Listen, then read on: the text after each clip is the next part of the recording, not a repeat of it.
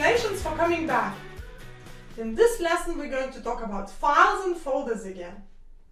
Soon you will be an expert in using files and folders, and you will be very proud of yourself when your friends come to you for advice. Let's start this lesson with a refresher on what we learned in lesson 1. In last lesson I compared folders to drawers and files to paper in those drawers. Now I would like to compare folders to boxes and the file to a pizza. Remember, we want the pizza, but pizza is kept in a box. So we need the box.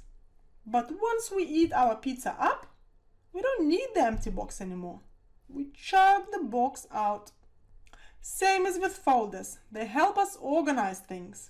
For example, we can put all our recipe files into a recipe folder. This recipe folder has a honey cake recipe inside.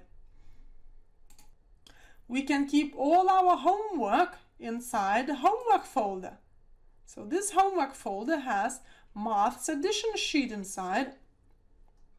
But if we have a holidays folder that we never ever use and it's always empty, perhaps we don't need it and we can simply get rid of it.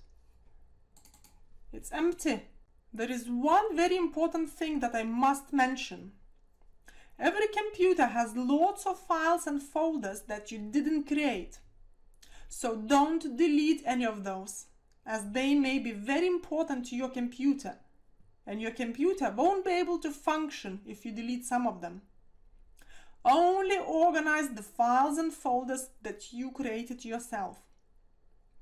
The best place to create files and folders is in the documents. Sometimes you may use desktop.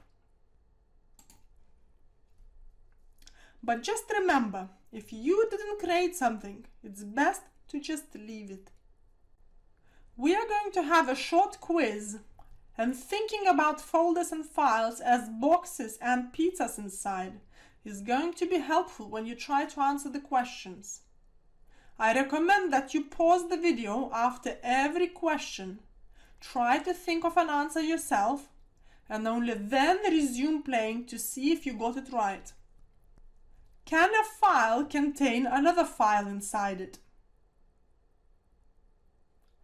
Pizza inside pizza? How would that work? I don't think this is possible. Can a folder contain 5 files inside it? Can a box contain 5 pizzas inside it? Yes, of course it can. It may have to be a big box, but we can put as many pizzas inside a box as we wish. Same as with folders. Here, the recipe folder has 5 files inside. So it's like one giant box with 5 pizzas inside. Can a folder contain another folder inside? Can a box have another box inside?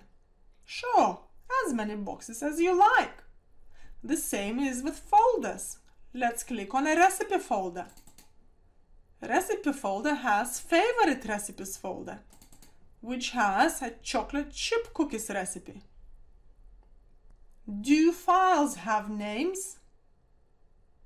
Yes. Banana smoothie, this is a file name. Carrot cake, it's another file name. Do folders have names? Yes. Favorite recipes, it's a folder name. What's the difference between a file and a folder name? File names have file name extensions, which is .txt.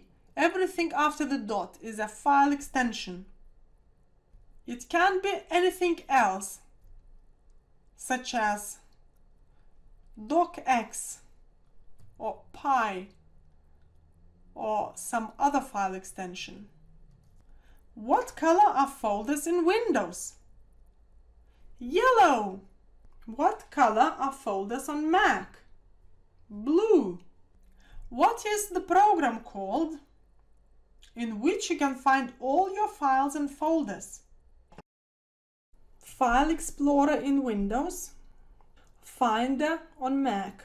In Windows, how do you switch on file extensions if you can't see them in File Explorer? For example, here, these are files, but they have no file extensions. Go to View and select File Name Extensions box. Here you go. Now we got .txt next to each of the files. How do you switch on file extensions if you can't see them on Mac? Here is a file, but we can't see a file extension here. So go to Finder, Preferences, Advanced tab, and tick Show All File Name Extensions box. And exit. Here you go. Now we can see that a dot has appeared and a file name extension has appeared as well. I hope you got most of these correct. If not, go through the answers once again until everything is clear. There is one more thing that I wanted to show you in this lesson. If you are a Windows user, go to File Explorer. I'm already here. Click on View tab. There are different views for your icons, for your files and folders. One of them is extra large icons, and you can see it gives extra large icons. Another one is small icons, gives you small icons. Tiles,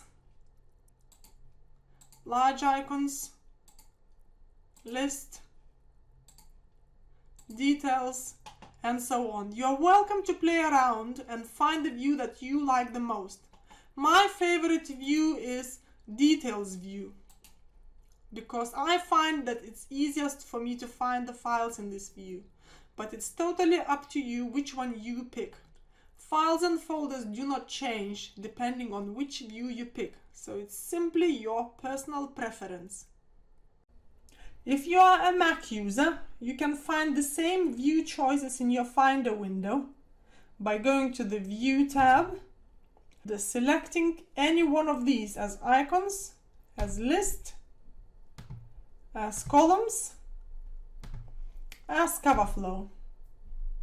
My personal preference is as columns, but it's totally up to you what you want to choose for yourself.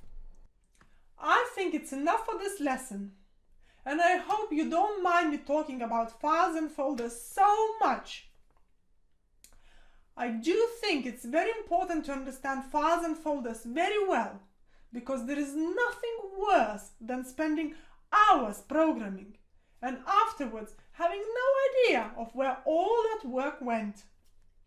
So in the next lesson we're going to practice creating our own folders, finding files inside them, moving things around from one directory into the next directory, and deleting things that we no longer need. You have done an amazing work for following all the things that I said in this lesson.